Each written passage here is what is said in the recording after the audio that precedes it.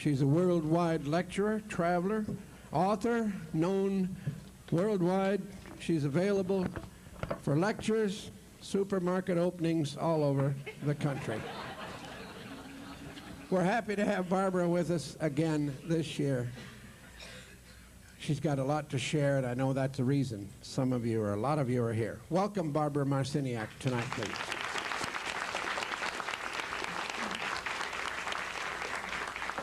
Thank you. Can you all hear me? Okay. He said this was a better mic, so I'll stay with this unless I get restless, and then I'll take the other one and get out there.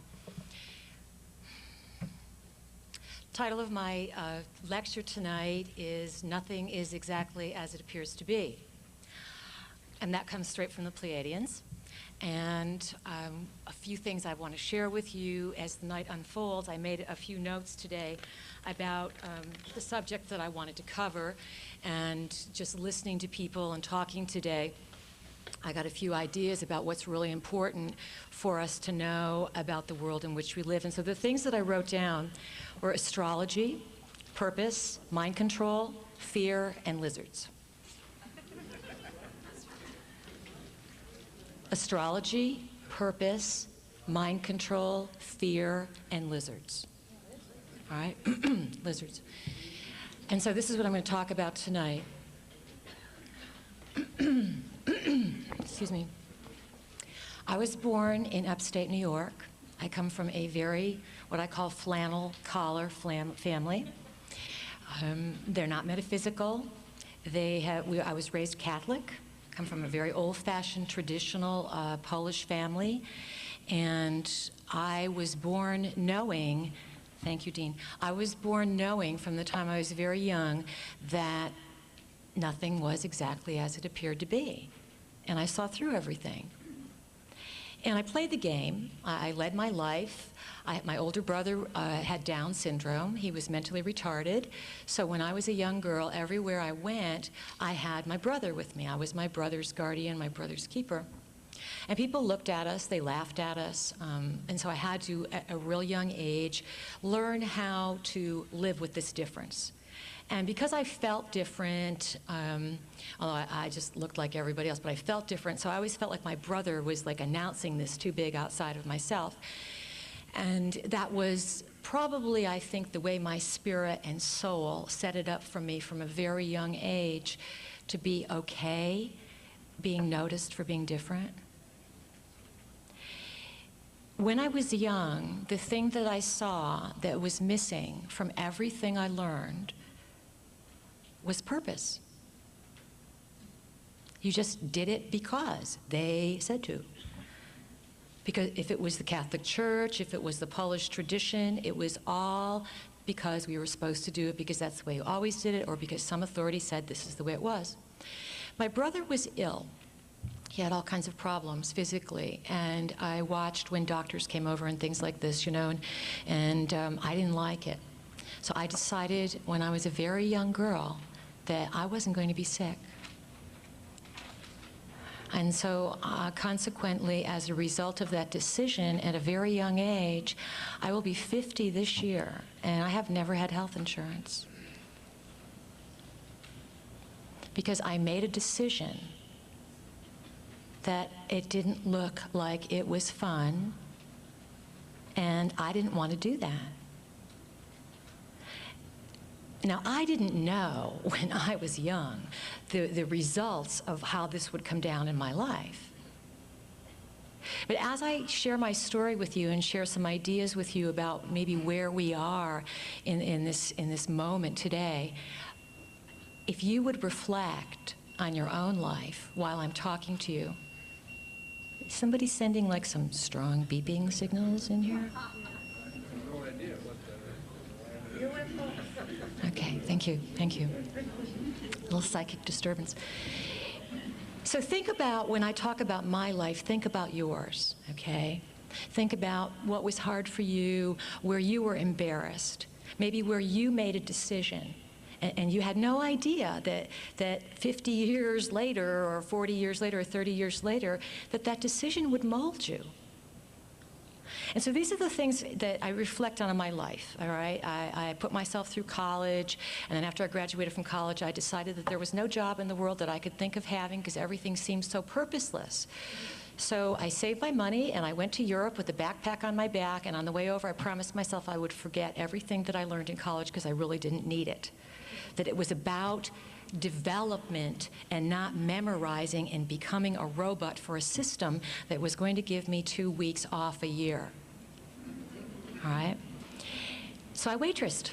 Dean was joking about it this morning about I came from a waitressing background. After I became educated, I went back to waitressing because it gave me freedom. And now when I look back on it, I see that I spent 23 years serving people.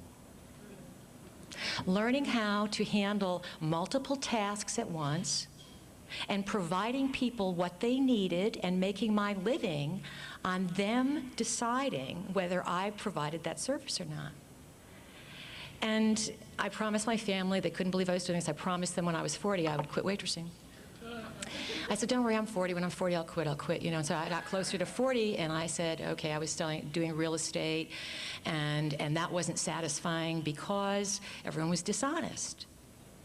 You know, at least when you serve food, if they're dishonest, you're going to hear about it right away, okay? You send it right back to the kitchen, and if you don't produce good food, you don't stay in business. That's just the way it goes. Y'all know that. You don't go to a restaurant that doesn't satisfy you. So real estate didn't satisfy me either because everyone was out to steal from everybody else. The builders didn't want to follow through on the problems. You know, the bankers were always looking, oh, don't tell them to put more money down. If you tell them to put more money down, or if you tell them that, you know, if they make an extra payment every year, then they'll cut their mortgage down from 30 years to 18 years. Don't tell them that. And so I couldn't do that.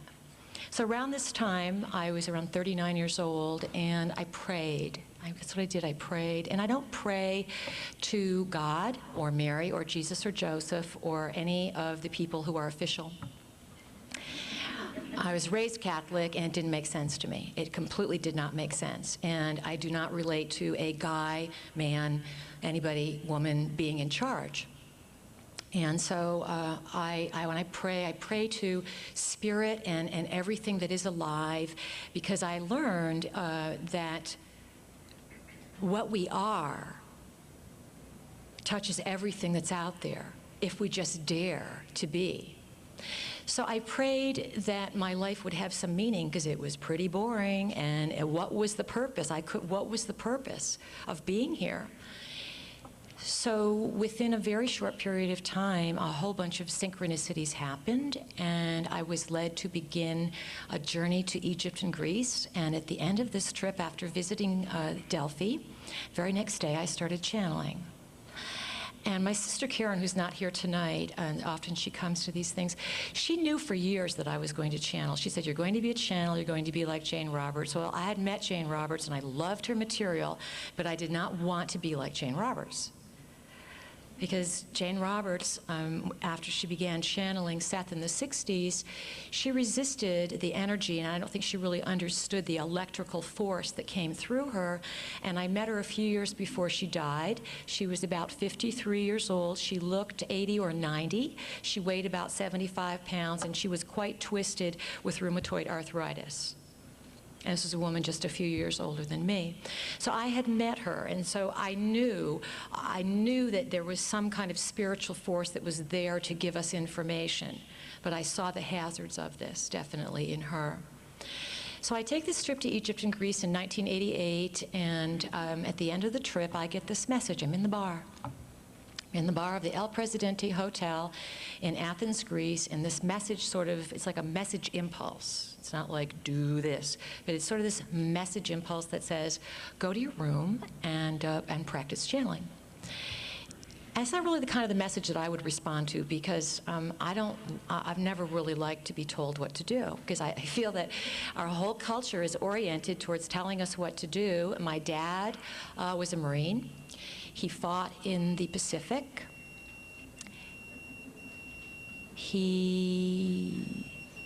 Somebody's hearing aid, that's what it is. I don't know. Yeah, I think it's a hearing aid.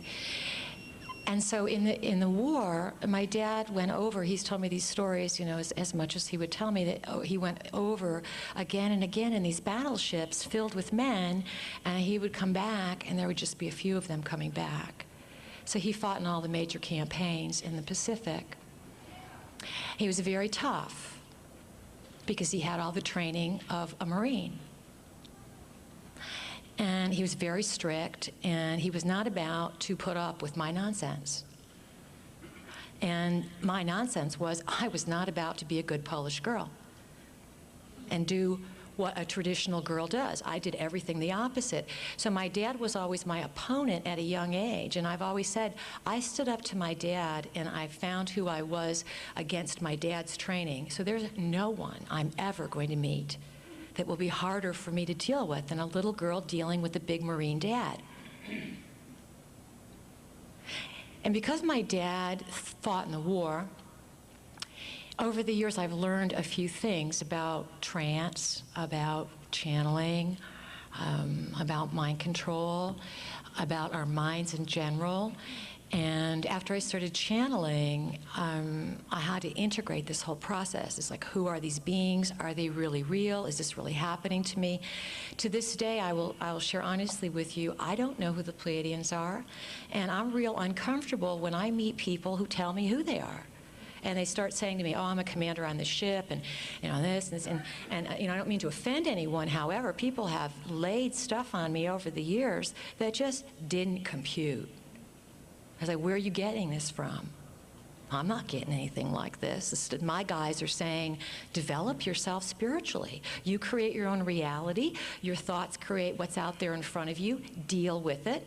And my guidance suggested to me in the very beginning, in May, around May of '88, that's when I started, that I study astrology. That was their one request from me, that two requests actually, that when I channel, that I hold crystals in my hand, because they said it would facilitate the energy coming through, and to study astrology. So I took up astrology, and I didn't know that I would begin to see the map of a purpose. And when you study astrology, a good teacher, it's not something you learn from a book. It's something that you study from a person. You don't go to books, and it's not an intellectual thing. It's a whole psychic opening. It's a language. I truly believe that the Illuminati, world management team, as the Pleiadians call them, New World Order, you know, whatever you want to call these folks, the reason astrology is ridiculed today and minimized in the public, it is because it's such a major key to understanding where we are in our own evolution. And I think that astrology gives you the psychic weather.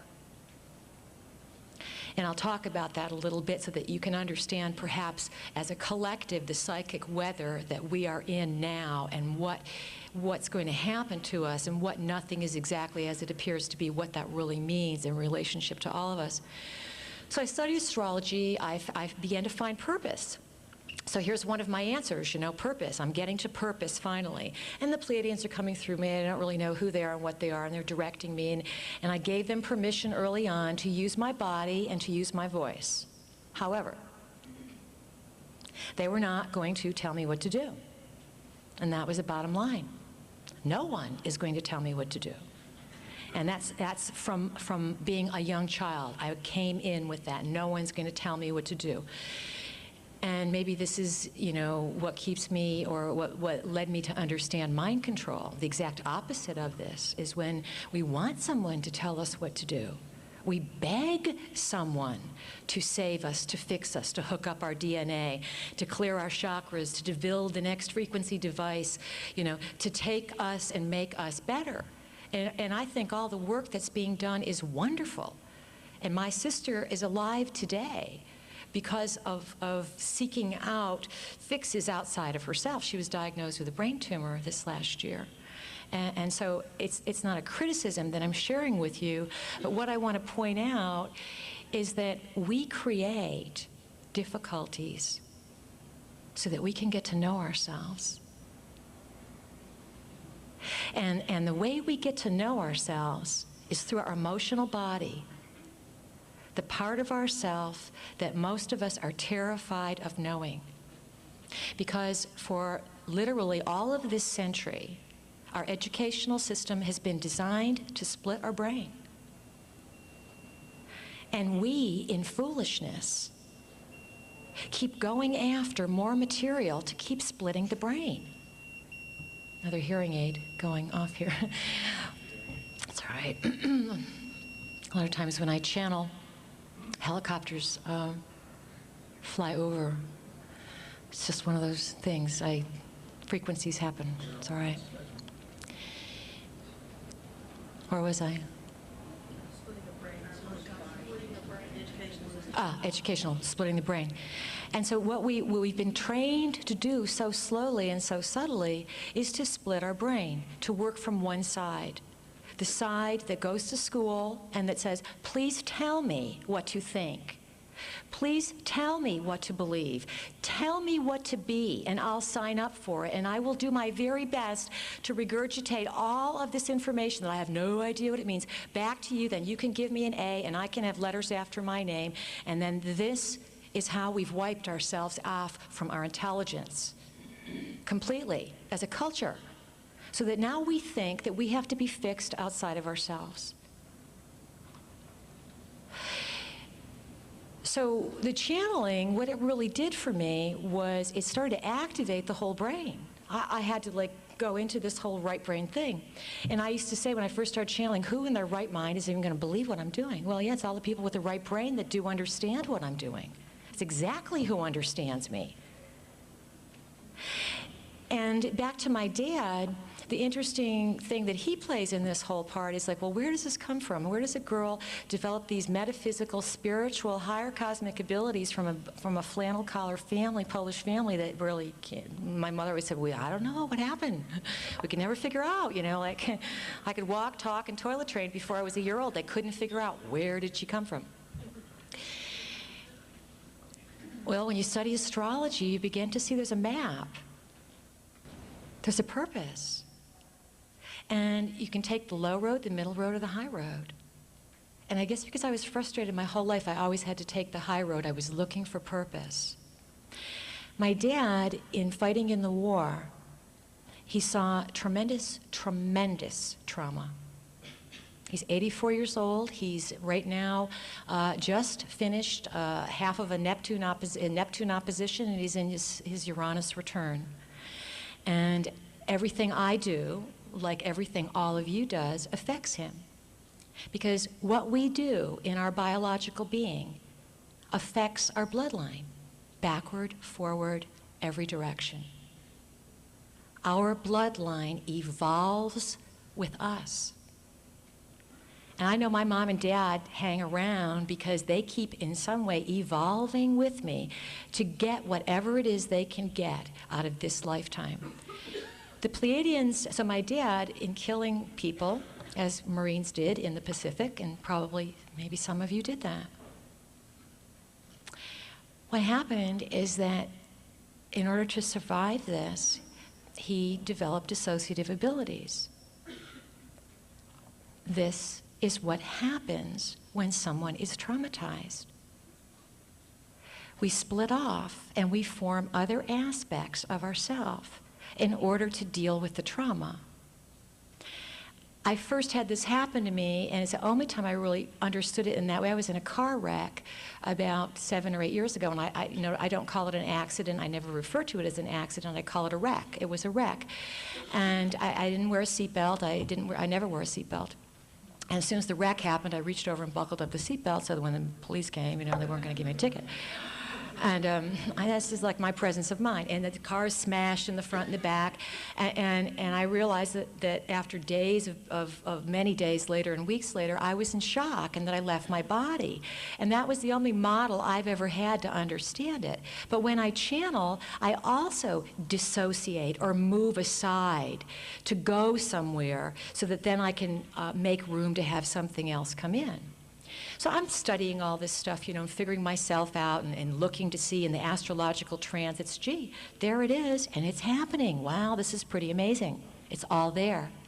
The day I started channeling, the sun was conjunct the Pleiades. The sun is conjunct the Pleiades, meaning that here's the sun and here's the Pleiades, and they line up together. Conjunction means they rub elbows. They're in the same alignment. It does this 2 days a year, May 18th and May 19th. And I started channeling on the day that the sun was conjunct the Pleiades, the day after I visited Delphi, where the tradition was that women, using a python or a serpent man or a serpent something that lived in the ground, that whispered to them and gave them the oracles or prophecies for the whole Mediterranean area for a long time, for a really long time.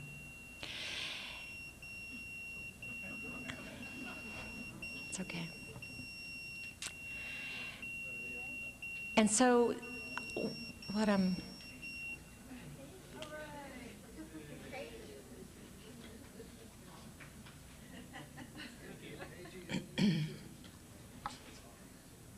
do you notice what happens? What happens? What happens? Thank you very much. It's exactly what this does. Every time something beeps, it wants to cut off what's happening, all right? Next time we're going to put you in the hall. It's all right. I'm used to it. There's disruptions about everything, but there's a teaching in it. You see, we do this all the time in our lives. We create disruptions to keep us from the flow of continuity, whether it's flipping the radio on, flipping the TV on, flipping frequencies at us. That's exactly what cuts things short. So, the tradition of Delphi, here I am channeling from this place after I visit there, and really like feeling like, is this happening now or then, or when is this going on? It's this whole combination of many times blending together. And my challenge was to, as I said with the Pleiadians, you can use my body, you can use my voice. However, here's the ground rules. You only come in when I invite you to. And don't expect me to go out and do your work. Meaning, if you have a plan and you want something done, you set it up, and it will synchronistically happen. I'm into the effortless principle. If it's not effortless, then there's something that's not right with it. Because the power of the mind is so great that the spoken word and the thought that we put out sends out like a billboard with Velcro on it, and it's hunting, or it's a frequency, really, okay? It's a frequency. Our voice, our sound, our thoughts, our intent, everything has a frequency. Some people say, oh, you know, I really want a new job, and some people really want a new job. Who gets the job? The really wants to get the job, because you have to have the desire underneath what you want. I wanted purpose. That was always the underlying theme of my life, purpose. Where is purpose taking me? So I feel that these are the key things that are happening in all of our lives. And if we would begin to understand that we each produce a frequency, and that frequency draws every single event that we experience to us in our lives. Now, a lot of times when people hear this, they go, oh, well, you know, that means, you know, that people don't like this idea sometimes because they think that it's critical. It's criticism. If you believe creating your own reality is unfair, then I would say you're holding victim mentality. Because creating your own reality is the most liberating way of living. When something happens and I get in a wreck, I don't call anybody up and sue anybody. I got hit from behind and then got thrown into somebody in front. I don't believe in lawsuits. I don't believe in suing anybody. It's just not the way it goes. When I want justice, I take people to court in my mind. And you don't want to go to court in my mind. Absolutely, positively, you do not. And I only ask for justice. That's all I ever ask for. I say, I want justice in this case. I feel that we are in a season of consciousness that is going to make this very, very available for all of us. It's not something to pick and choose to say, well, I will live this way and I will not live this way. This is a law of nature. It's something that is innate within us. We are all born with this.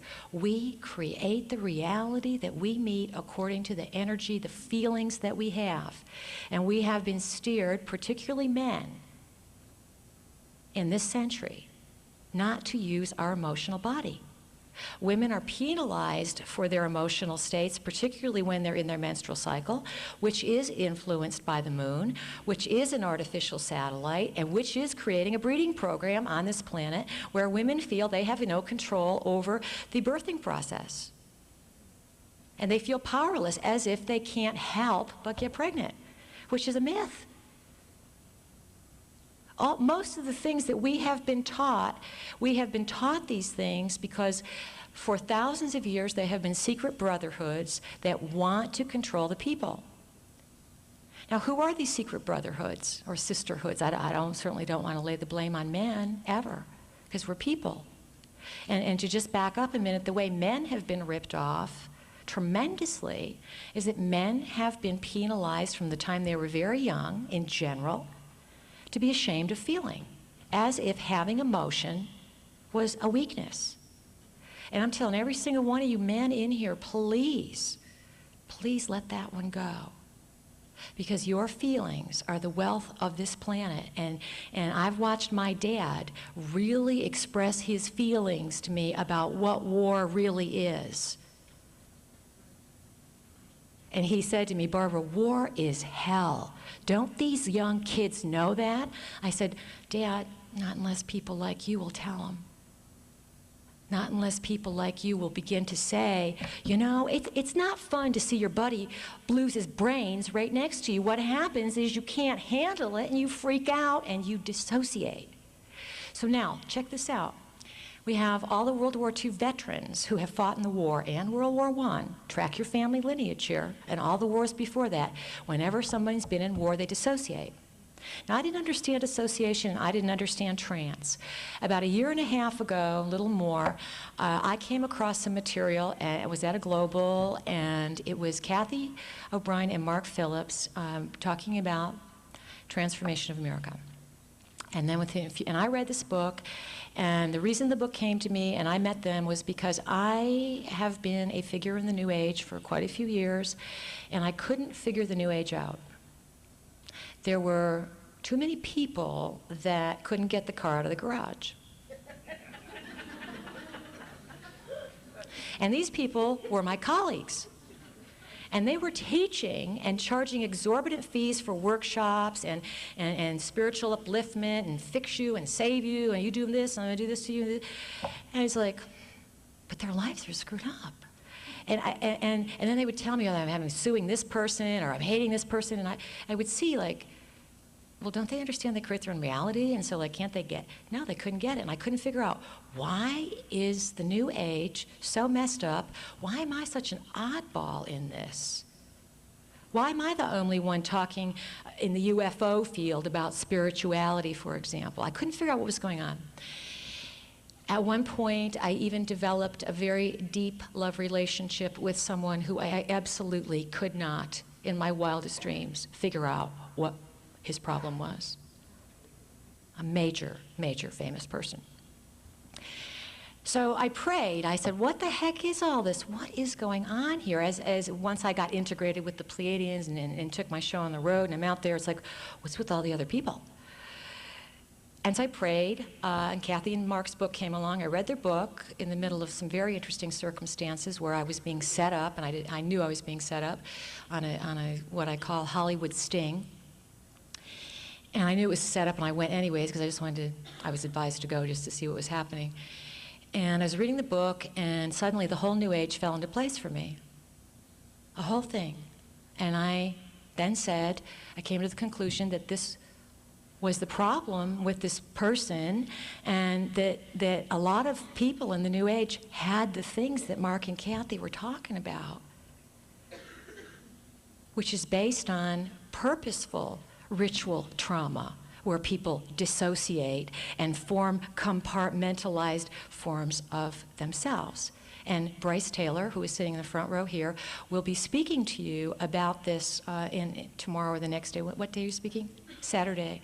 And I highly recommend you listen to her. And there's another lady here, Sylvia.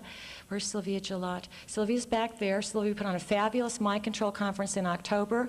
And I suggest that if you want to figure out how you can not only get your car out of the garage, but run at good speed, you need to learn this whole idea that not only have we inherited from the wars men who pass on their abilities genetically to their bloodline to dissociate and fragment and compartmentalize and then never able to integrate the whole thing. Not only is that going on, but the government or whoever have developed this whole program where they make these people. And that now this explains the New Age. That the people that I couldn't figure out why they weren't real, they weren't real. They're programmed. Horribly. Because the way programming sticks is that you traumatize a person beyond what they can conceive. They split their brain. And then you have all these separate personalities, separate compartments. It's quite astounding. It's very real. As a matter of fact, my prediction to you is this. Since I've found out about all this and looking at it, every place I look, in every magazine, I love to look at the tabloids. I don't watch TV. I stopped watching TV almost 30 years ago. I don't have one in the house. I never have one around. I don't listen to the radio. I don't have health insurance. I don't participate in the system in that way. I'm in my own world. But I'm always making a world that's sane. I see these people everywhere. And our kids, we've bought their records. We think, oh, I really like this person. I don't know him. You see him on TV, but you feel like they're your best friend. Okay? My parents, oh, Vanna White, oh, she's so wonderful. Oh, Barbara, we love this program. Mom, please. No, you got to watch it. It's great. We know her. It's like, how come my parents know Vanna White, okay? But they're like all these other people in America. They think they know Vanna White. But do they talk to the neighbors?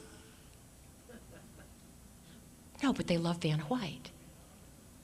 Because this is what's happened to our minds. And these people, and I'm not picking on Vanna White, she just came to mind. But I'm saying to you that when you learn the profile of a programmed person, you will see that 3/4, if not 99.9%, of what is mediated to us over and over again are programmed people. And what do you think this debacle is that's been going on in the White House? I mean, as an astrologer, there's certain key points and dates that are essential to build energy. The Illuminati know this. They have their satanic calendar. They form their rituals all around these particular dates. They happen to be dates that emphasize the equinoxes, the solstices, the cross quarters. All of this comes from old pagan tradition. And the pagans, of course, were around way before Christianity came in, and they carried these traditions forever. And the pagans really sprang out of a goddess culture that obviously misused energy. The deepest stories of the goddess culture talk about women sacrificing men once a year, having sex with them, getting pregnant, and then sacrificing the king. So is it any wonder that the patriarchal movement came up after this? Absolutely not. I didn't study this history in school. The history that I now know is from traveling all over the planet, from reading old things, from talking to people, from going to sacred sites, and to just let Spirit show me what do I need to know, and learning how to develop my intuitive abilities by using my body. You see, the importance of developing the emotional body is this, is that when you give yourself permission to feel, then that means you feel. All right? Obvious? You're going to feel like who's real and who's not, who's telling you the truth and who's a scammer. And your body becomes very finely tuned so that you get these messages. And it's not always 100% accurate because we have projections. Because I may see somebody and go, I really like this person. And I'm getting like, no. And I was like, no, I don't want to listen to that. I really like the person. They got their whole act down. And I don't want to listen to the no. Or, I don't like the way that person looks. No, they're okay. No, I don't like the way they look. So you see, we have all these superimposed things that it's very difficult to stay with our psychic attunement because we have all this other confusion around us telling us how to think and what to be. And I feel that the time in which we live is designed to have us wake up individually, and that the challenge each and every one of us faces is going into our darkest moment. There are people on this planet who I feel in the next year are going to flip it over. I feel that the Illuminati have been able to jump time for who knows how long. I feel that the ability to jump time has also been something that's come down through the cultures, whether you want to call it shamanically or as an initiate or ancient mysteries. And when they jump time, what happens is that they check out the probabilities. It's kind of like an advanced form of remote viewing. And they know what the probabilities are, or they think they know what the probabilities are. And if a people have no emotion, then it's quite easy to plot the probabilities because the emotions don't come in to change anything. You see, every feeling that you have in every moment splits a probable world off. And if somebody says to you, they just dumped anthrax around the world and we're all going to get it, or they're going to do it next week, I'm not in that probability. And you must learn to believe that the world you want is the world you will end up in. Not bargaining for it, just knowing, oh, this is what I envision, this is what I want. And I don't mean this in a Pollyanna lollipop way. And when I started all this work, I was Bo Peep, there's no doubt about it. I definitely was naive, and I know I'm naive today. But I also can see patterns and cycles and energy, and the planets teach us something. And between now and 2012, we are going to be thrust into something that is unprecedented. And how we meet that will depend on what we expect. And that's the way it's going to go. And when you find the wind raging or the water raging out, or the snow or the storm outside your door, if you would just stop for a moment and say, Spirit. And I use spirit because it's neutral to me. It's not calling in. And when I say spirit, I'm talking to the field that is alive around me that's nameless. All right? That's my best description of it. That really is fortified with love. But we must want it. Because to me, love is the ultimate healing frequency. And there's no machine that's ever going to replicate it. And I know Bob Monroe tested years ago and even tested me for it and took me in trance and asked me to produce the love frequency so that he could categorize it. And people have been hunting this love frequency. Why? Why do they want the love frequency? So that maybe somebody who's not naturally producing it can be then artificially producing it, and everyone goes, hey, here's the next new world savior. We have got to begin to develop the ability to understand what is biologically natural and who is naturally evolving and who is programmed to steer the new age, so to speak. And when I talk new age, what I mean is this. The precession of the equinoxes is a concept where we move as a solar system around this huge elliptic, an orbit, and it takes 26,000 years. They divide this into 12 sections. I believe that what's going to happen is they're going to divide it into 13 sections eventually, each of 2,000 years, because 13 is the missing component in our culture that the Illuminati use to control us. All right, that's why we have Unlucky Friday, and that's why you have, the 13th, whatever. And yet it's another one of those things that if we would begin to incorporate it, we would see that's what's missing. And so because it's missing, they use it against us. So I believe that that we will have 13 signs eventually. So what happens is we travel around this elliptic. And exactly halfway, or 13,000 years ago, we were entering a time called the Age of Leo. Just as today we are entering a time called the Age of Aquarius. It's not some goofy little thing. It's a place that our solar system occupies for 2,000 to 2,100 years. I guess we process about 1 degree every 72 years or something like that. And so we enter these seasons. And we don't flip out when we go from January to February to March to April. There's cosmic months, and that's what these ages are. So nobody owns this age. However, my conclusion is that the Illuminati, or the people who want to manipulate us, who have been manipulating us, and who work with an ancient race of reptiles, ancient. These are our ancestors. Whether we like it or not, these are our ancestors. They are attempting to manipulate this so-called transition from the Piscean age to the Aquarian age. And when you start waking up and looking to see how many controlled people there are, whether it's in sports, whether it's in music, whether it's in the media, whether it's in the New Age, it's everywhere. And if you can't find the profile for these people, you can't recognize them. But as soon as you start understanding the profile, you see this is not a real person. This person is not self-evolving. They are programmed. And this is serious business. And this year, between now and January 1999, is a little planet called Chiron. It's a sort of an asteroid, comet, planetoid, and it exists out there. It was discovered in 1977. It's in orbit between Saturn and Uranus. Saturn is the keeper of structure. Saturn also refers to Satan. It's also a very powerful Illuminati planet.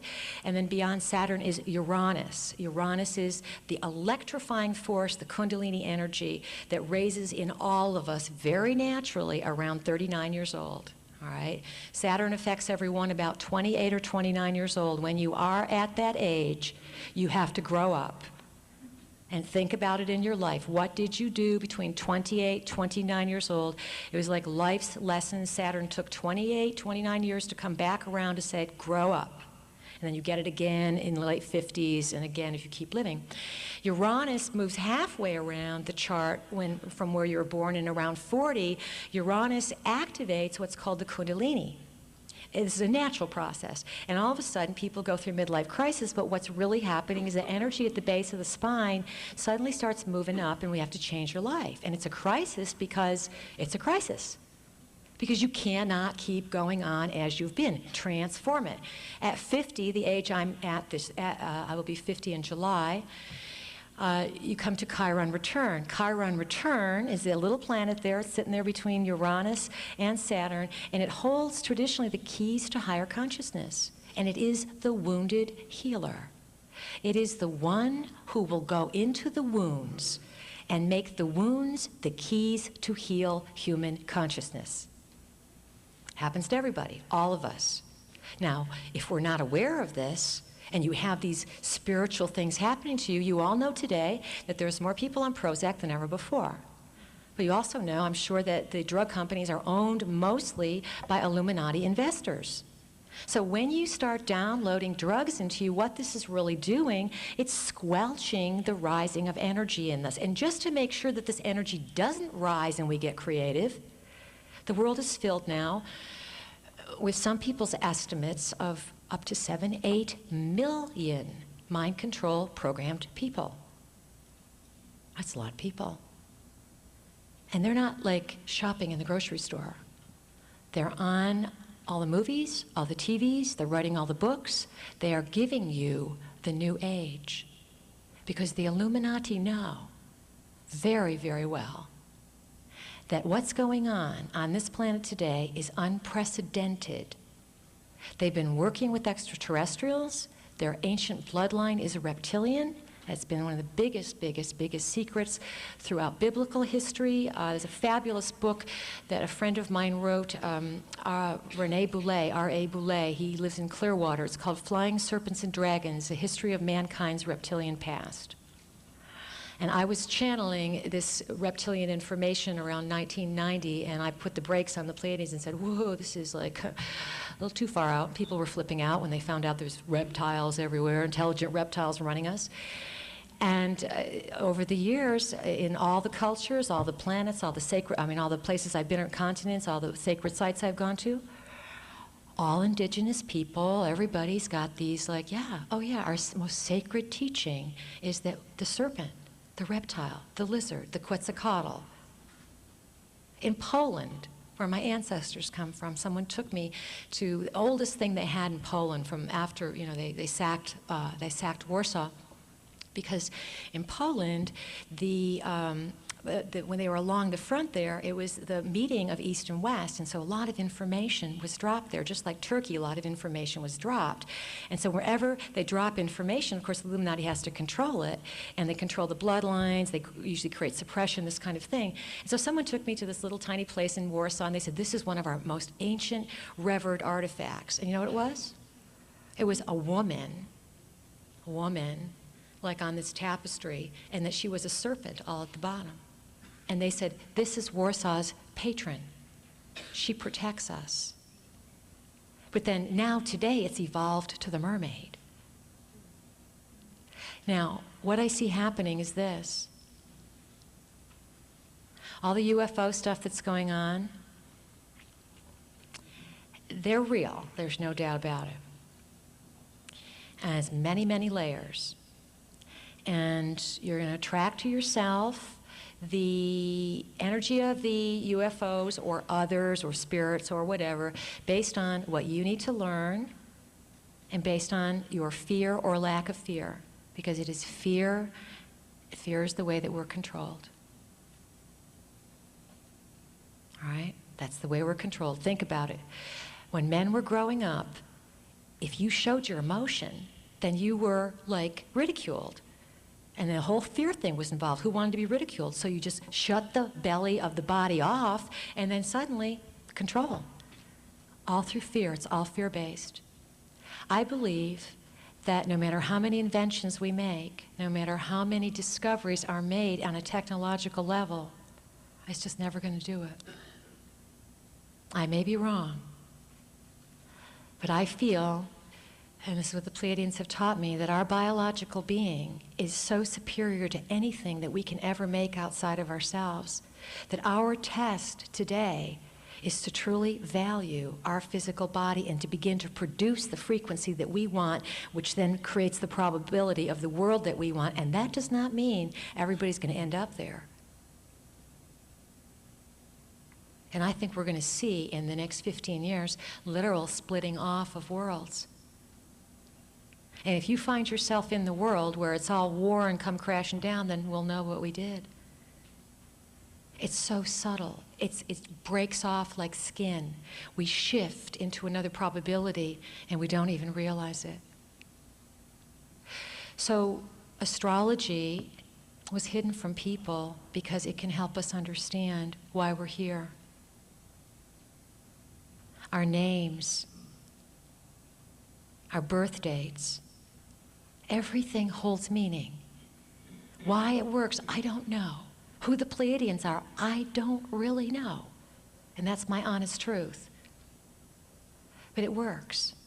If your heart's in it, and if you want purpose, it'll unfold.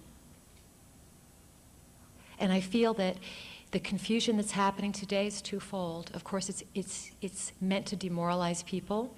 What's going on with Mr. Clinton? He falls into a window of satanic ritual, meaning that on the satanic calendar, there are 7 days in January where rituals are performed and human sacrifice takes place. Basically, that's what this is. And why do these people do horrible things?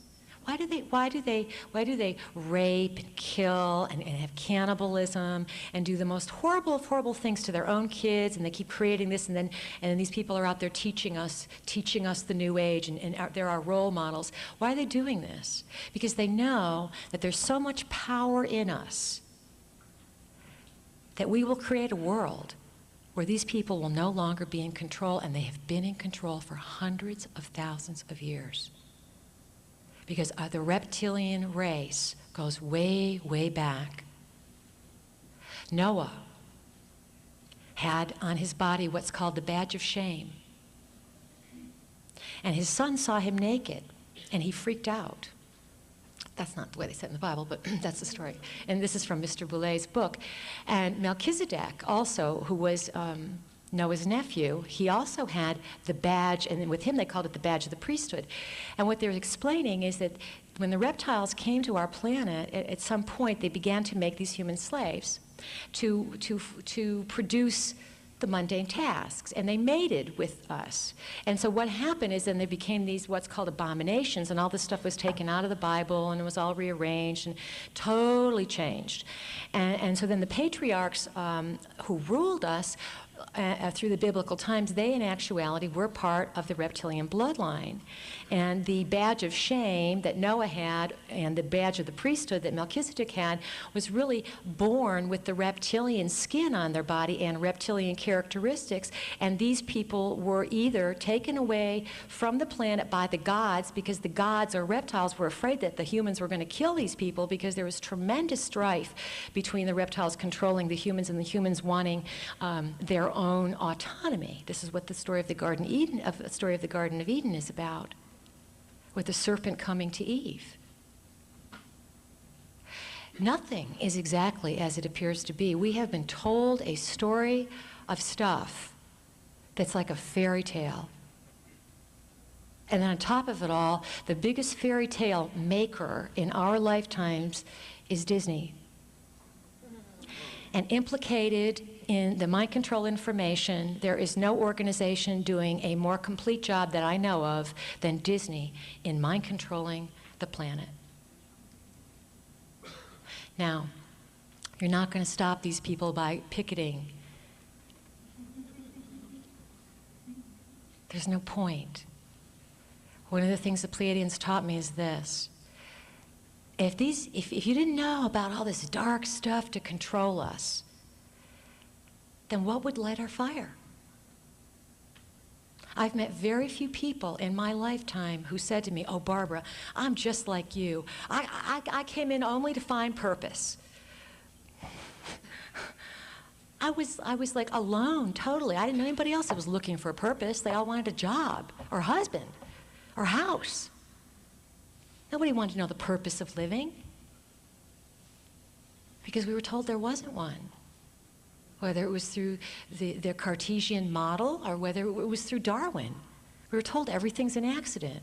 Everything we have been told that you can trust, that you've learned in school, is probably nowhere near the truth. Almost everything is the opposite of what we have been taught. No one is going to save us. The Pleiadians, they can't save me.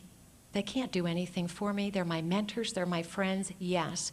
My challenge with them has been to incorporate them in my body and to let them use my body and use my voice while I'm me and they are them, and we have this agreement. But it's my life. I live here. And that's what I've always said. I live here, so I make the decisions. I am in charge. You want to work with me on that capacity? Great. Otherwise, don't tell me what to do. And they, you know what they said? No problem. We like her because we can't tell her what to do. And that's where we all have to really get to, where no one is telling us what to do. So the things I wrote down: astrology, purpose, mind control, fear, and lizards. I just gave you my little story on it, and you have to figure out what it means for you and what's your purpose. Why are you here? What do you want? Do you want someone to sell you the potion that may work? Or are you really here to outdo the machines, to outdo the devices, where we become deviceless? And where we are the device that makes the world unstoppable, because we just don't give them our energy anymore. And we don't produce fear. We stop producing fear. Because that's the way they get us. Whether it's fear of catching a cold, or fear of breaking up of your relationship, or fear of not getting a job, or fear of rejection, or fear of whatever. Everyone's got it stored in their body, not just from your lifetime, but what we're doing in this lifetime is that we are cleaning our genetic line. Everything you do is going to be affected backward and forward in time. And so when you build your frequency, it's going to totally shift everything. It's going to shift, as wild as this sounds, all the timelines.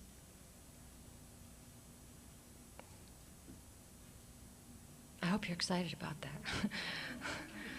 Because it's my intention to really share with you what we're up against. And I feel that the last 5 years of this, what the Pleiadians call the nanosecond, the 25 years, the last 5 years from, well, it'd be 2007 to about 2012 or 13, that's when we're really going to be dealing on an external level, real planetary level, with the reptilian consciousness. Right now, it's still subsurface. But if you look at the planet and look at the history of what's been going on the last 20 years or 15 years, notice the introduction of the Ninja Turtles to a whole generation of kids who suddenly want to live with lizards.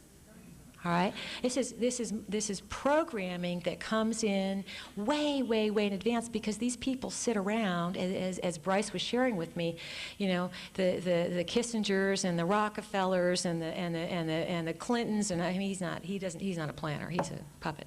But these people that are planners, they sit around and they decide what's going to happen 20, 30 decades down the road. Why?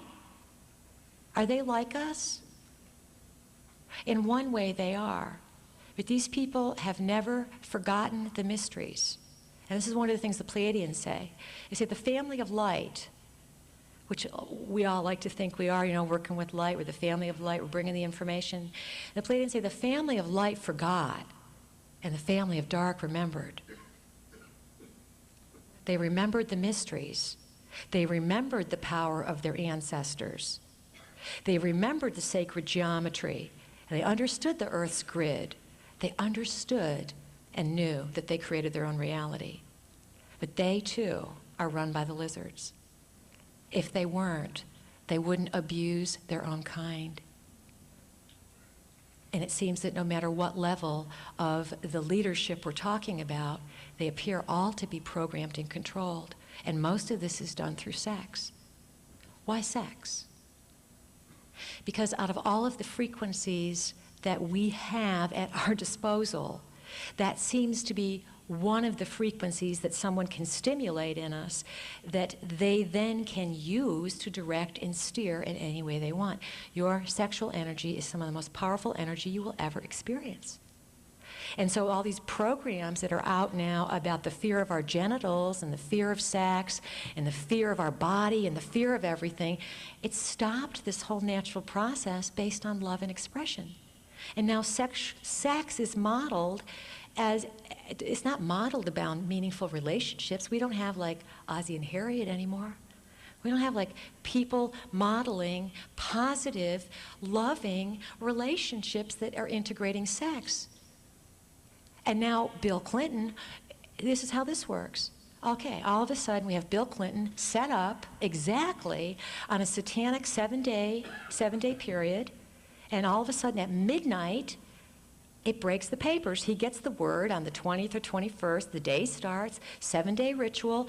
Bill Clinton is crucified in the media on TV, while I guarantee you somebody, someplace, is really being crucified and probably eaten, and probably all kinds of horrible stuff done. And all of a sudden, kids everywhere know about oral sex, when normally they wouldn't learn about that for quite a while later. And as the Pleiadians said, teachers had a hard time with civics classes. No one ever said, well, we're not doing civics this week. No, civics, we're not going to study civics. Civics is like, you know, what's going on in the papers. Okay, so kids are asking, and then parents go, well, you're not supposed to do this. You know, you're too young for it. Oh, not supposed to do it. Key thing you tell a kid, okay? Now, do you see on a major level the mind control that this is? Pleiadians call it wag the world. Wag the world, all right? It's not wag the dog. And I believe that wag the dog, which I did not see, was made purposely to mess with Clinton. It was made when they already had the goods on him, when they already had the video filmage, and I don't watch TV, so I haven't seen the video filmage, but everyone tells me everything I can imagine. And then they made Wag the Dog and did kind of like a, does life parallel art, or does art come from life, just to mess us up. And then after a while, it's like, oh, sex, it's so, oh, let's not pay attention, oh, it's too much. And what this does is it causes us to dissociate. And it creates a whole generation of very young kids suddenly switched on to oral sex. Because we have to, like, talk about it, because it's everywhere. And then we have the other half of the leadership of our country, the mother and father of our country, standing up and saying, this is a conspiracy, this is not going on, none of this happened. When there's more data than ever before, for more scandals than ever before in any presidential campaign we've ever had. We have two diametrically opposed truths so that no one knows what to believe. This is mind control. This is mass mind control. Princess Diana, mass mind control, mass trauma. Definitely, definitely a sacrificial rite planned right around two very, very powerful eclipses, and she hit the 13th pillar, going under the Punta Alma Bridge, and that is, I heard David Icke talk about it on one of his tapes, identifying it as a pagan sacred site. Nothing is exactly as it appears to be. And until we really get that somebody always wants us to think, see, and be, and because we don't feel, we can't tell. And so what I ask you all is to start feeling. And then live with the responsibility of what those feelings are. And trust your feelings. And learn to transmute them. And if you want to project your feelings on everybody else, just pray that the person that you're projecting them on will love you enough to say, hey, that's your shit, excuse my language, own it. Because that's what we really need to do, is to help heal each other with these frequencies. So, how am I doing on time? Whenever you want to quit. Whenever I want to quit? Really? I didn't know that. Oh, I won't. Wait, please, I'm not taking questions yet. Or I will, because I've pretty much said this, and then I was going to ask you if you wanted me to do an energy exercise and a channeling and then a toning. That's up to you. Or I can just say I'm finished now and that's it. I mean, it's up to you, because it's your energy. And when I do an energy exercise, what we do is we use our imaginations. And I believe that it's events like this, these events that they don't make the papers. But this is where we do the real work. And this is how we change the planet, by filling ourselves with our intent and then imagining it just moving across the planetary grid and inviting anyone in the world who's looking for an answer tonight to feel our frequency. It's so simple. I believe that the answers are simple. It may seem complex and convoluted, and it is, but the answer is very simple. It's like, do you believe in yourself and do you love yourself? So I'll take your question, and then we'll shift gears. What would you like to know? Hello? Yeah. It's a quick one. You were in the middle of the story about being at the Delphi. Oh, Delphi, yes. Yes, and you started to say something about the serpent. Serpents. And you got interrupted there, and I just thought you might that was want the beeper. Finish that story. Yeah, it was interesting. That's when the beeper went off, too. The tradition at Delphi for, I think, 600 or 700 years, I'm not certain on this, but it's an oracle site. And in the old world, the women, it seems that the goddess culture can be traced back to about 25,000 years ago, something around that line.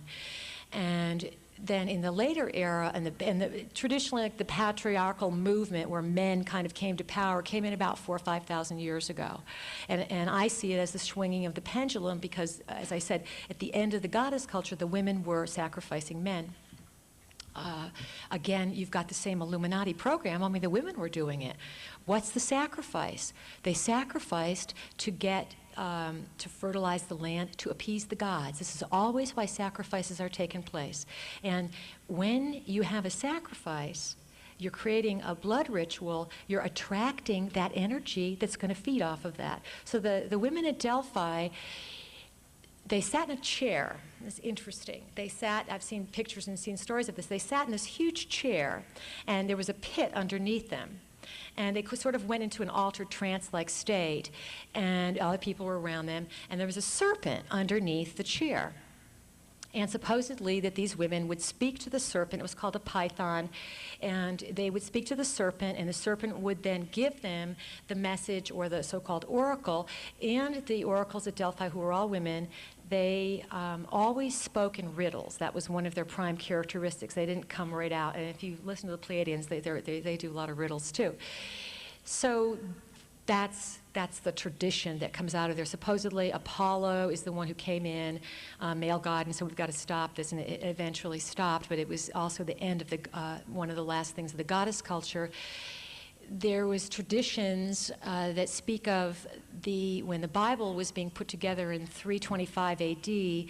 in Nicaea, which is just outside of modern-day Istanbul or Constantinople, that there were conclaves from all over the Mediterranean area bringing their books and information in 325 A.D. to say, okay, we're going to create this whole political thing. You know, Christianity it's not about a frequency. And, you know, sorry if I offend anyone, but there is no historical evidence for one Christ person.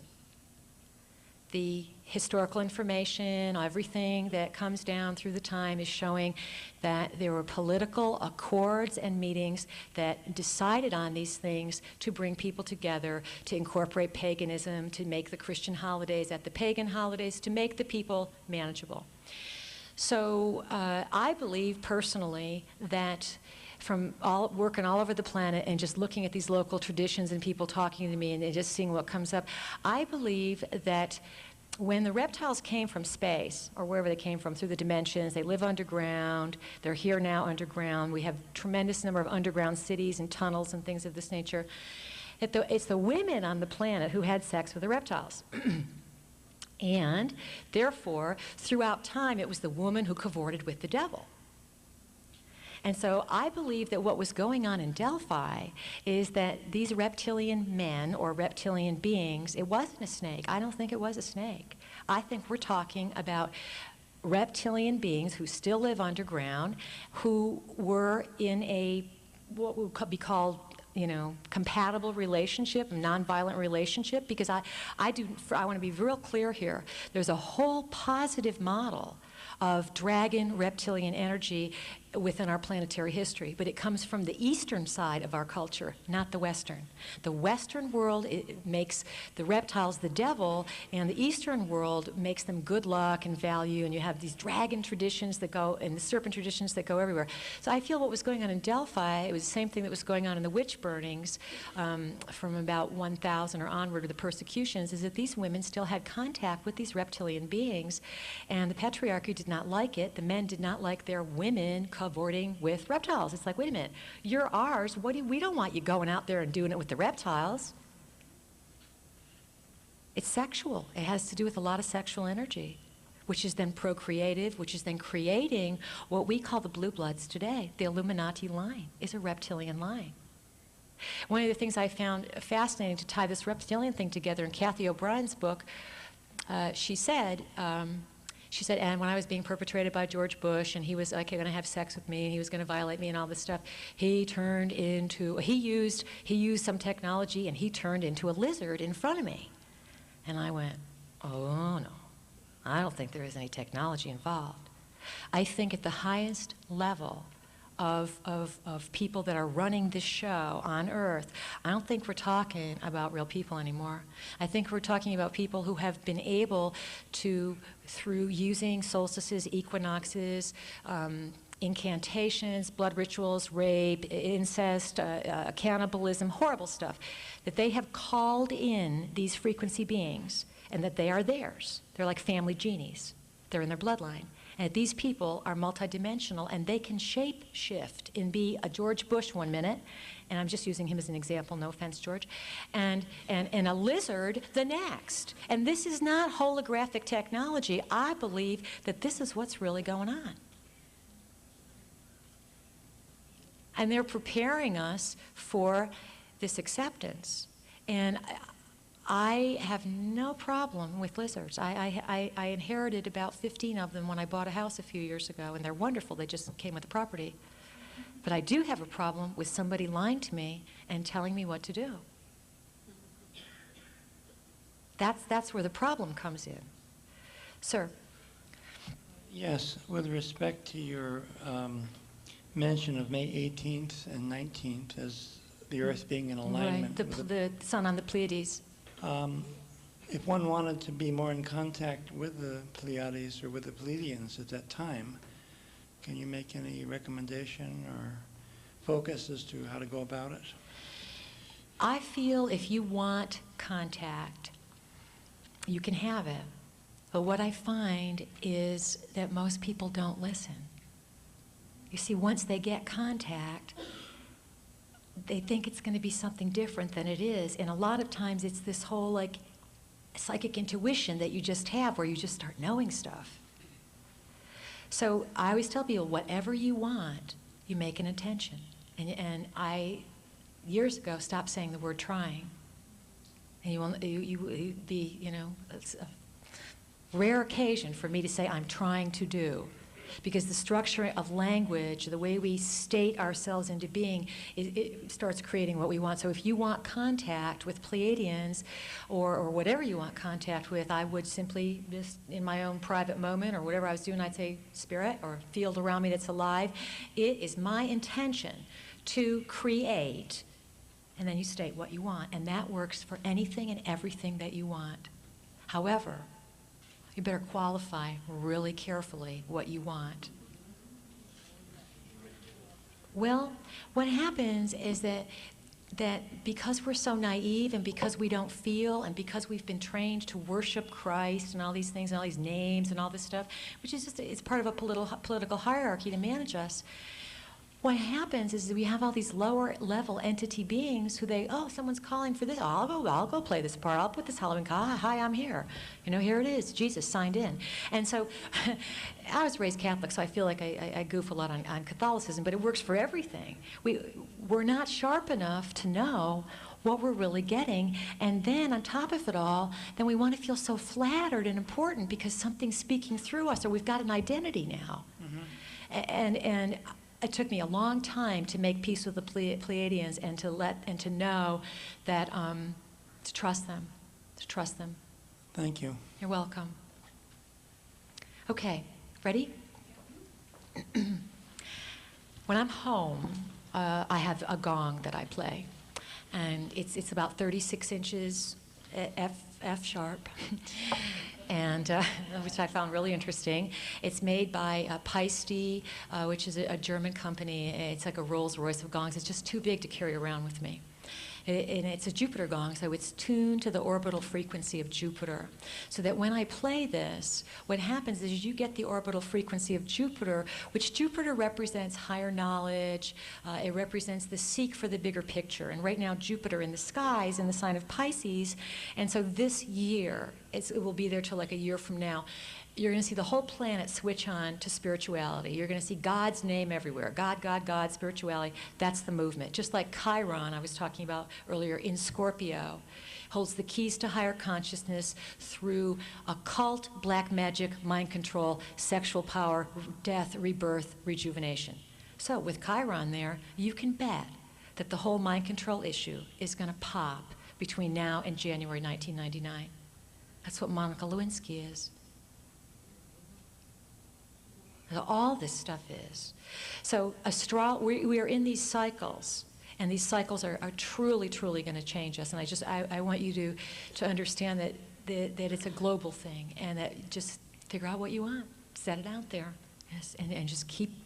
You want to change the next day, change it. But there's nothing more powerful than your body. So I don't have the gong with me. It's too big to carry, so I have my bell, and it seems so little and puny after the gong. And what I do is I don't have to play the bell and I don't have to hold the crystal. I mean, I can sit down and just go into trance like that. It's like taking an elevator up inside myself. It's the way I used good trance or good dissociation from the dissociative abilities I inherited from my dad, okay? And my mother's side too. My mother's got a little history of some interesting things. And before I start, I like to build energy. I like to have everyone create a field. And what happens is that field is just your field that you make bigger. and that you blend that field with everybody in the room. And so, you know, you just have to like be more of yourself during this energy exercise. And I do it through breath because I've been practicing yoga for over 20 years now, and I really believe that breath is the key. It's the key to calm you down, it's the key to stimulate you, it's the whole key to switching the body on. Oxygenation, even though we are operating, as someone said today, at 19% versus we used to have 38%. So we breathe, and I'm going to just guide you through this. I make it up as I go along. I have no idea what I'm going to say, just kind of like do it. And I ask you to close your eyes and the whole thing. We kind of like just create this space, and then I will ring my bell. And I will ring the bell 13 times. And when I ring the bell, you just follow the sound. You just be. And I'll set this up so that you're in charge and that you know, I'm not throwing any kind of mind control on you, but it's really easy to go in a trance when I do my energy exercise. And I know that. I have a voice that throws people into trance. So it's always my policy is to make certain that I turn you to you. So when I ring the bell, I go into trance, I just throw my head back, I'm in like that. And then I'll do the Pleiadians, and they'll come in, they'll speak to you, they'll give a little message, and we'll do a little energy. And then if you feel like toning, we can do toning, because toning is one of the most powerful things a group of people can do. And what you do is you simply make some sound. Now, because all the lights are on here, I know that intimidates people. If all the lights were out, maybe we'll do that for the toning part, everyone will start to tone, you know. And it's like making this sound that's a wave of energy, that's ours. And it's one of the most powerful tools you can use to build your reality. Okay? Chair? Yeah, I think I can. Yeah, that's better. Thank you, Dean. Up here? Yeah, in the middle. You can see me.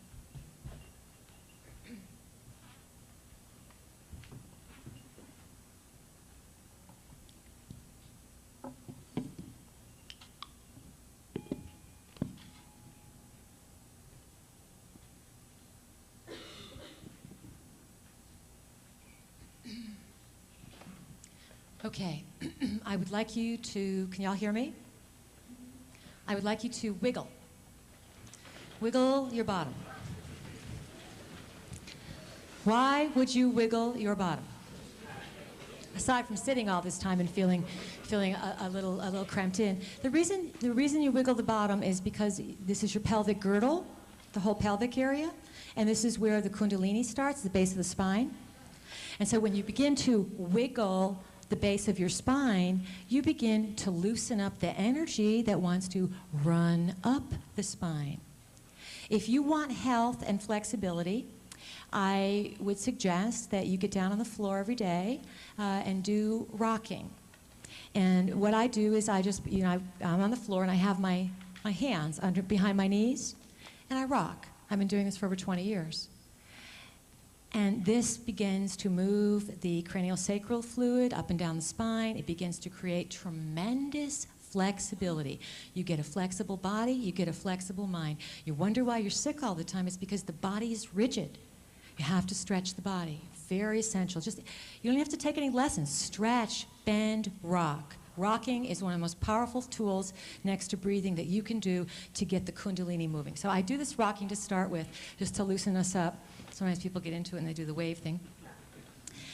And then I ask you to bend forward and clear your throat.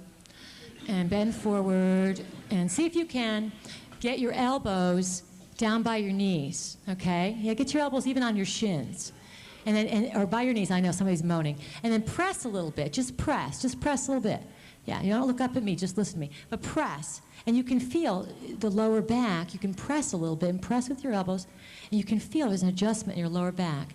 And now, with your eyes closed, I want you to slowly, from the hips, as if you are opening a door with a hinge, come up from the hips really slow.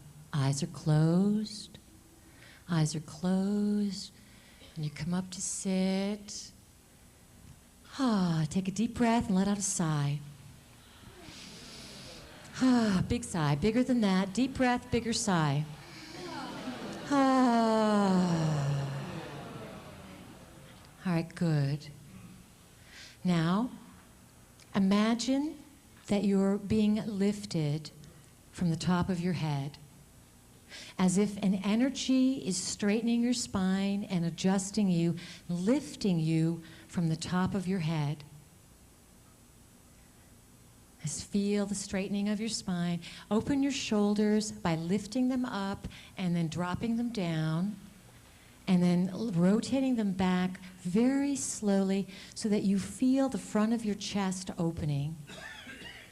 If you need to cough or clear your throat, do it, please. Clear anything away that's blocking your chest area. Now keep your eyes closed, and I want you to focus on your breath. I want you to breathe through your nostrils and separate your jaw. Relax your tongue in your mouth. And focus on what you are breathing in. And I want you to picture that you are breathing in highly charged energy. You can picture it however you want. Whatever comes to your mind to depict highly charged energy, breathe it in through the nostrils, into the lungs. Your mouth is relaxed, the lips are lightly touching each other, teeth, jaw separated. And you're breathing this highly charged energy into the lungs. It's filling your lungs. And then you exhale, and you breathe it in again, and you find your own rhythm. And when you inhale, I want you to picture this high charged energy moving into your body. I want you to picture this energy turning on your nervous system. Whatever you believe your nervous system looks like to you, breathe the high charged energy into your nervous system.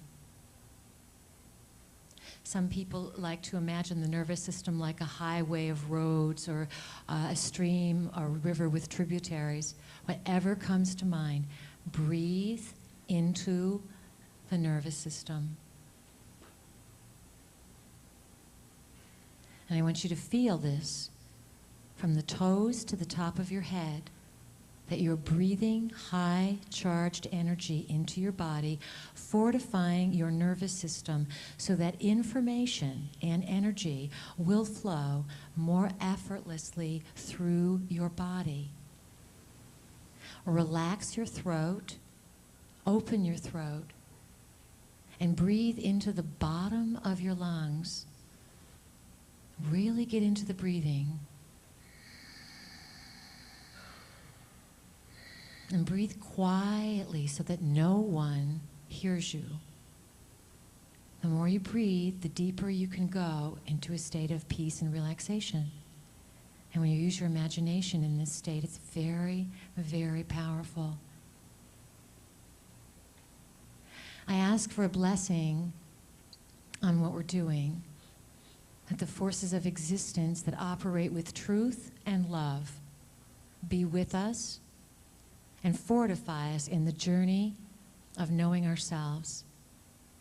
I ask those beings who represent truth and love to give us energy, to share energy with us and help us tune into the energy that's ours, to take us to the next place of attunement, of knowledge, of self-fulfillment, of purpose.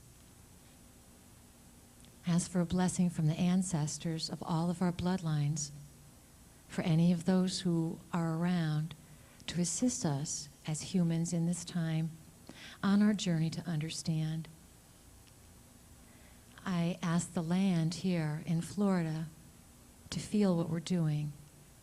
The spirits of the water, the sky, the earth herself, to feel our desire to build the highway within ourselves that allows us to know more. The nervous system that needs to handle a higher voltage of energy. And so I ask now that when I ring the bell, you feel this energy run through you at an accelerated rate, as if someone is turning up the current. It's just your breath, but it's the current. And as you breathe this in while I ring the bell, I want you to find something that you want to create in your own personal life, something for you. And focus on it, know it. In this moment, think of something that you intend to use the energy that we are building right this minute to use for yourself. All of the energy in the room is here for each and every one of you to direct where you want it. My qualification is truth and honesty. And within that, it's unlimited. So keep breathing. Picture the energy running through your body. And then imagine that you are at the same time someplace up in space. And you're looking down on Earth, and you can see the hotel, and you can see the energy. And I want you to watch what we're doing, as if you were out of the body, watching the energy that we're building with your desire and your intent run all over the planet. And I want you to see it just bursting out of this hotel in Daytona Beach, Florida, activating the whole planet. So when I ring the bell, you keep breathing, know what you want, and follow the sound.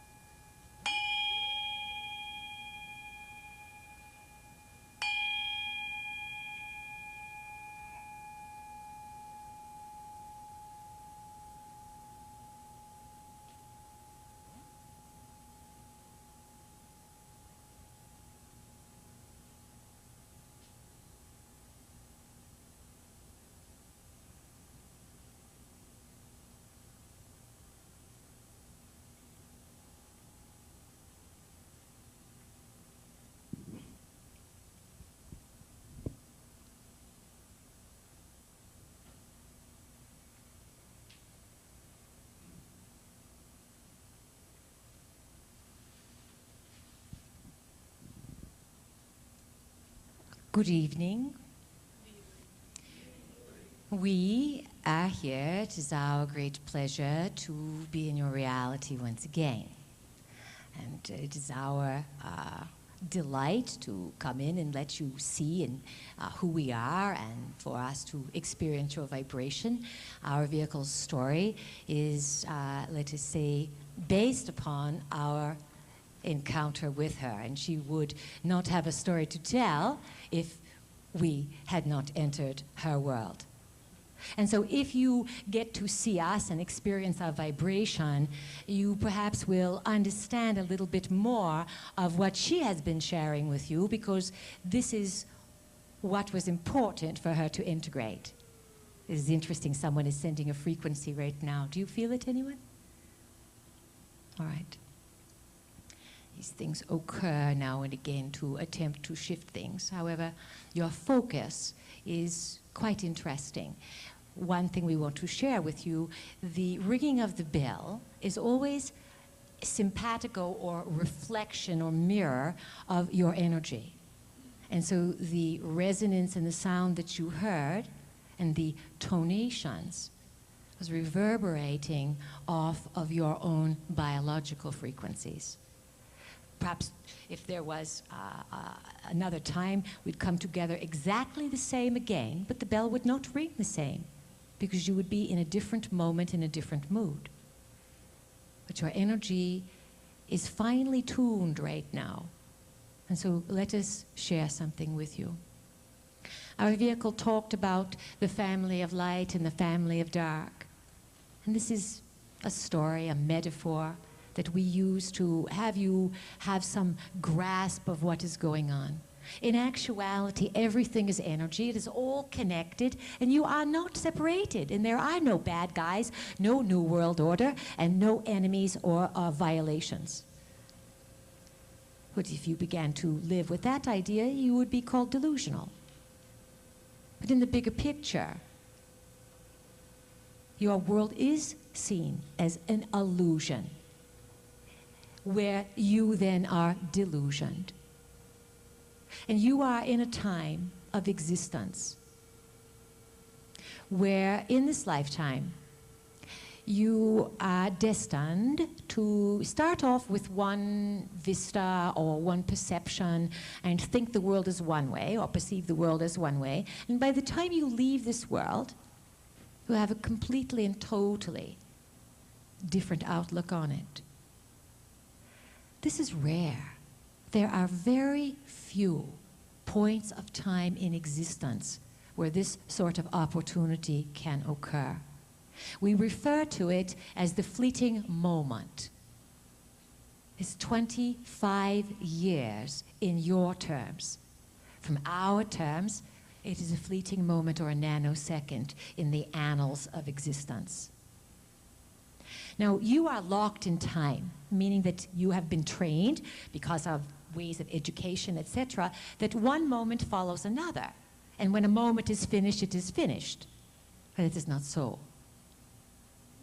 It's not that moments, moments grow. That is the best way to say it. And what was can be changed.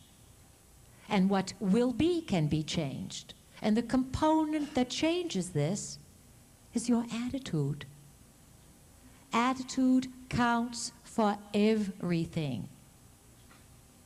One of the most difficult tasks that lies ahead of each and every one of you is knowing that every single thing that is challenging you, whether it is your body, your car, or your president, having a little trouble with the first member,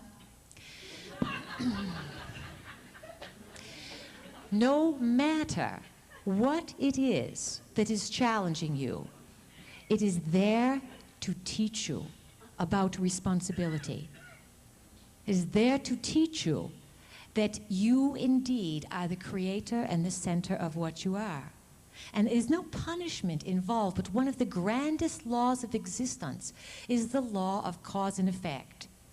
Now, your planet has been governed, that is probably the best word at this time, by entities that are of reptilian lineage, and they are powerful, powerful force of existence. They have their dark side, they have their light side. There are those in the reptilian family who adore you, who cherish you, who look to you as humans as the ultimate creation that then can do unbelievable, unthought of, unfathomable things. As the other branch of the reptilian family that knows that you are capable of all of these unbelievable, outrageous, unfathomable things that are unpredictable, and so they must control you. Because if you were truly to find your kundalini, so to speak, and to produce of your own volition, you would outproduce your governors, your rulers. And then who would they rule? But like anyone or anything that must be in control, they are afraid of being out of control. This is the nature of control. Because if you are out of control, then you have what is called the wild card. Your planet is heading out of control.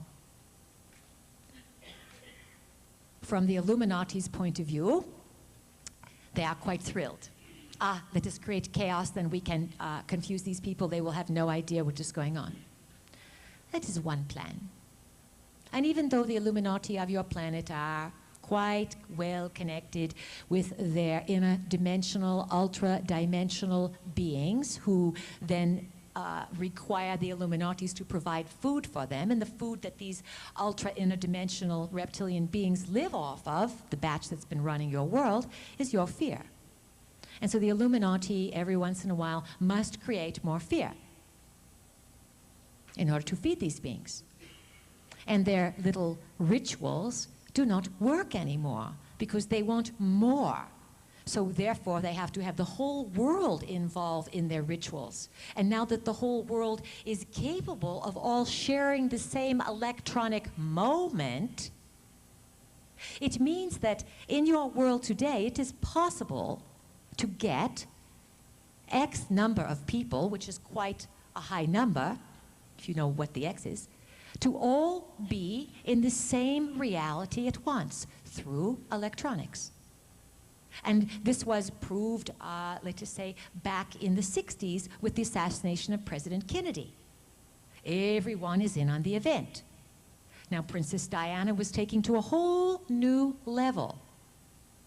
And we dare say to you that the electronic organizations on your planet, such as HARP, which represents the ultimate in achieving electronic highs to control people.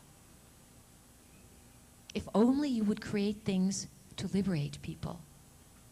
But that is another age. The age you are in now, the entering of the age of Aquarius, as our vehicle was saying, is exactly opposition to the beginning of the age of Leo 13,000 years ago. And what happened 13,000 years ago, approximately, was the final demise of Atlantis. What you have today on your planet is all of those who have created a problem back in Atlantean times and didn't understand the lessons in living. They are all alive today. They are doing their genetic experiments, abominations as they have been referred to. The cloning that is just come onto the scene with Dolly in 1997 is, of course, a farce. People have been cloned for a long time. Sometimes people that you believe are your political leaders are not the original person. They have been replicated, cloned, duplicated, or a double would be put in place. All kinds of organic biological beings have been produced for a long time. This is one of the reasons that your military has been downsized, because they now have a biologically produced army that didn't come from mothers and fathers. The level to which genetic experimentation is taking place on this planet is in parallel to what they did in Atlantis. And this is part of the lesson in living that you must now deal with. The Atlantean continent disappeared and created tremendous destabilization all over the planet. The Atlanteans were deeply immersed with celestial contact. And these celestials, as you refer to them, are more terrestrial than you realize, because these reptilian celestials, so to speak, find their home underground. Today you have all kinds of underground cities, underground bases, complexes that are huge that the public does not know about. If you look into antiquity, you will see that in the Southwest, in the Middle East, huge cities were built underground. Why? Why was everyone going underground? Why do Native American groups say, oh, we came out of the ground and onto the surface? Because eons ago there were wars between earth beings and celestials, and nuclear radiation and things of this nature are not new to your era. You are coming to the same lessons that your ancestors did, and you are, in many ways, your ancestors reincarnated in this time to see that once again, If the opportunity comes around, will you speak the truth? Or will you cower and say, oh, I'll get in trouble if I say that. Or I don't want to rock the boat, so I won't say anything. So what? The country will blow up. And so you once again are playing out the same things that the Atlanteans did. And your solution? Well, let's explain something to you. There are purposes to ages. Our vehicle told you about the 26,000-year cycle. And you can divide that by 13. And that 13th sign is the sign of the serpent. And it is that which is missing from your zodiac. Serpent or the dragon, however you wish to refer to, because the serpent dragon beings are your ancestors, and in many ways they have hid themselves from you so that you would not know who your true rulers are. They themselves are in a tremendous battle amongst themselves. And as you mirror humans that appear to be diametrically opposed to you, that want to control you, the reptiles are in the same battle. And the Greys, of course, are part of reptilian minions. And think about this. Just think about this, or feel this. What if, as a result of biogenetic engineering and convenience, women stopped having babies? Because they didn't need to. They could simply have an egg extracted, a guy could just donate some sperm, and little incubating ovens were set up everywhere. And people said, women said, oh, I don't have to take any time off from work, I don't have to distort my body anymore. Oh, it's quite easy, just pop one in, go back and pick it up, and then there's someone lined up to take care of the child. It's the whole thing. You are, by doing this process and getting away from sex, you are destroying the gene pool. And it is this, for this reason, that so many beings are coming to assist you now, because you have two probabilities. You have millions of probabilities, but there are two that it will come down to. Because in every age, the beginning of an age, the end of one and the beginning of another, there is a test. Most of you have been to school, and you know that when you finish a semester or a subject or a class, you have tests to show, to see what you know. So you are at the test point, and the test has always come down to two basic choices. Will you choose fear, or will you choose love? And you will end up in the world that is based on that choice. Now, these beings that are so manipulative of you, and as reptiles behind the scenes, they need love. They have fear. They use fear. That is how they control you. That is what they know. Love is so distant to them, they can't imagine it. And that there is nothing that will enhance your immune system more than you being at peace and loving yourself. Love is the key to a healthy immune system. Now imagine that women in your age, in your time, as a probability, decide to stop having children. They are afraid of the genitals, they are afraid of AIDS, they are afraid of intimacy. I don't have time, I must be a career woman. Who has time to have your stomach pop out anymore? It's too inconvenient. Imagine that as a result of this, a number of centuries down the road, that you are the Greys. That this is what you create out of the human gene pool, because you decide emotion and human interaction is no longer important. Now imagine, just pretend we are telling you a story. We always tell stories. Imagine that some of these Greys that are coming back here now are really coming back to their own bloodline and changing the past so that they will not end up the way they are in the future. Simultaneously, you have, with this whole gray abduction scenario, a tremendous cover for other things that are going on, that where this is not occurring at all, not at all. Nothing is exactly as it appears to be. Every event has many plans within it. The Illuminati, the New World Order, have a definite plan. But theirs is one plan in a huge universe. They are very concerned to control you. Why would they spend so much money and so much time and put so many satellites in space to control you? It must be that you are not that easily controlled for them to make such a major effort to do it. And so how about realizing that? And how about realizing how pathetic the whole drama is? There's no need for you to be in fear of anything. What there is a need for you to be in is the vibration of love. A vibration of loving the world that you ended up on.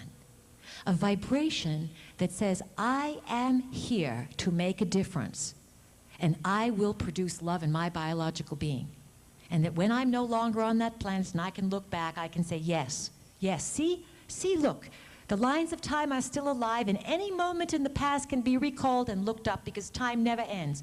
And I produced love in spite of all the options. That is your job. And the love that you are meant to produce is not to love for others or to fall in love. It is meant for you to love yourself, to know that you ended up being your first choice. That out of all the bloodlines, out of all the times, out of all the families, out of all the everything that you could have been, that you picked you first. Yes, you. And then you came into this lifetime into wet cement, literally, and have it dried on you, and then crack yourself out of it so that you would know what it was like to go from density to light. So all of the things that you want to claim victimhood over, or the things that looked as if are stopping you in life, are your gifts to give to yourself, to say, look what I did in this lifetime. And if there is a room full of people that we can say this to, it is this room. The collective wisdom that's in this room and experience is astounding. And so we would like you in this moment to feel a sense of power in your auric field, and to feel your aura rippling with glee, delight at being you. Because this is what the gods who control you are terrified that you will do, that you will be like children. Innocent and loving, and look at the dark and still love it. That is your power. That is the purpose. Will you go into the darkest of ugliest of most horrible scenarios, and will you transmute that? If you can do that, well, there are legends about you, you know. Legendary humans. These stories are far into the future. That's where we come from, the future.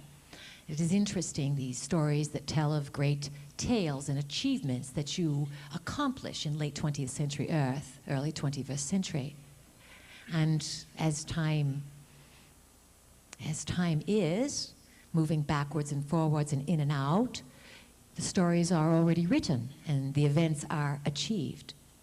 But we come back in time to give you a little bit of a boost and to remind you that you have the legends ahead of you to create. Because what you are capable of producing on Earth is a vibration that has nothing to do with electricity. It has nothing to do with any materials outside yourself. It's the vibration that you build using your endocrine system, which is changing at a rapid rate, and the endocrine system is actually the body's pharmacopoeia. It is the internal prescriber that releases different hormones and chemical substances that shift your consciousness. And your endocrine system is as good as your attitude. Yes, your world is filled with toxins and pollutants. But you are destined to mutate around these things. You are changing every moment. And so you can add to the change by believing in it. Because as you believe, so it shall be. These are a few of the most important points that we want to emphasize for you, and we simply like to show up and to be in your reality. We find you fascinating. And in the years that we have been channeling through our vehicle, we have come to understand ourselves to a much greater degree because of a very simple premise. Not only do you live with the law of cause and effect, that what you think, so it shall be, but reality exists as a mirror. Yes. And so you see, part of our reason to come from Pleiades through our vehicle into your world is to be here, of course, for the big game, the nanosecond, the codes, the energies, the frequencies that you are reputed to produce by the year 2012. But you will continue to build in momentum. But we also know that if reality exists as a mirror, that you have something to teach us about ourselves. And we come from a future that is a result of your past, where you didn't claim your power, where you became part of the tyranny, the global tyranny. And so we come back in time as time jumpers and time travelers to come into the Earth's psyche to see what could it be that could change the past, that would give us then a different present. How can we stop the tyranny that we are in our Pleiadian present? And so we go to Earth, as many other beings come here, because they know that this 25-year period has many probabilities that spring off of it. Tyrannies and ages of enlightenment. But we come from the time where the tyranny is. And we know that if we change the past, we will not end up being.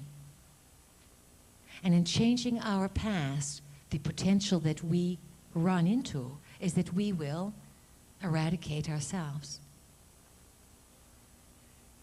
But we know that the world that we currently occupy, eons in the future from you, is not beneficial.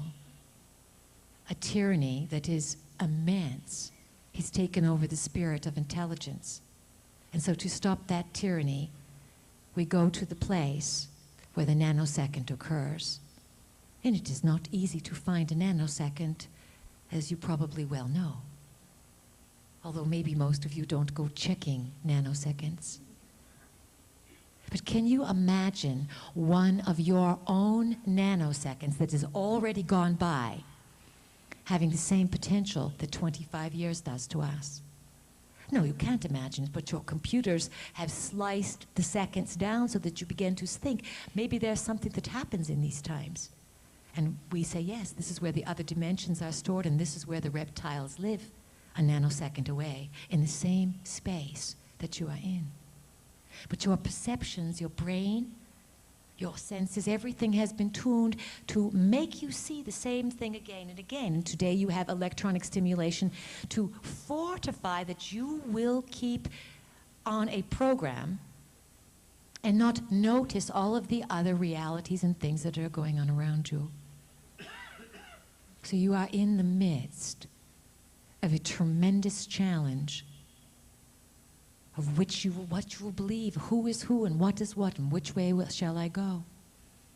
And this will become more confusing, not less. And one of the things that you can look forward to on the planet with Uranus in Aquarius and Neptune in Aquarius, there will be tremendous amount of electronic delusion and illusion, meaning your skies, the earth, will be filled with technology that will be producing scenarios that will look like the gods are coming, spirits here, etc., etc. You are coming to a time when you will be influenced with a phony spirituality that is electronically stimulated. Neptune and Aquarius is Neptune and Uranus and Aquarius is part of this, and Jupiter and Pisces. And you are seeing the beginning of Jupiter and Pisces. Jupiter, lots of. Pisces, water. And so this year, your coastal areas all over the world will experience tremendous, tremendous inundation. You must begin to prepare. But you prepare in your mind and your heart. And when you prepare with your attitude, then you are impulsed to do the right thing and to be in the right place at the right time. But you must first do the work within. And whatever it is that you want, you look for it inside. You first want it inside, and then it comes in the outside world. These are the keys to creating the world that you want. The story will get darker and darker.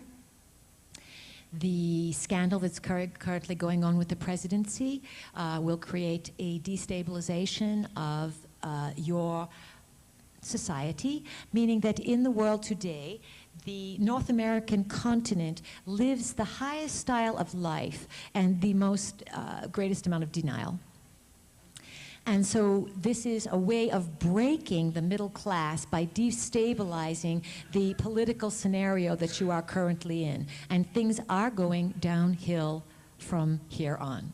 Mr. Clinton will not rebound from this. He will begin to play out more confusing roles. When Mr. Clinton was inaugurated under, from an astrological point of view, what's called void of course moon, and this of course was very indicative that he would not complete his term. We predicted last year he would either be a Kennedy or a Nixon. Looks like he has chosen Nixon, which one never knows. Probabilities abound. This in itself will start to shatter the people's belief. And when people do not believe in the government, then of course they are going to get scared. And this is your time now to be available for others, not to proselytize, not to rent any kind of microphones and get out there, but simply be compassionate for all of the confused people who do not have a clue about what's going on. Because the clueless are going to seek you out this year more than ever before. And they're going to want someone to listen to them. You have all of these senior people in your country today, senior citizens you call them, having spiritual experiences. And there's no one to listen to them. You have children today battling electronic manipulation and becoming attention deficit, and everything is electronically overstimulating for them, and you're going to have major revolution in the schools. Already it's happening. You are pending what would be called Illuminati-oriented earth changes, meaning that scalar waves and different electronic beams will be utilized to create earth changes. And so a lot of the earth changes, quote, scenarios that you are receiving are in actuality Illuminati plans.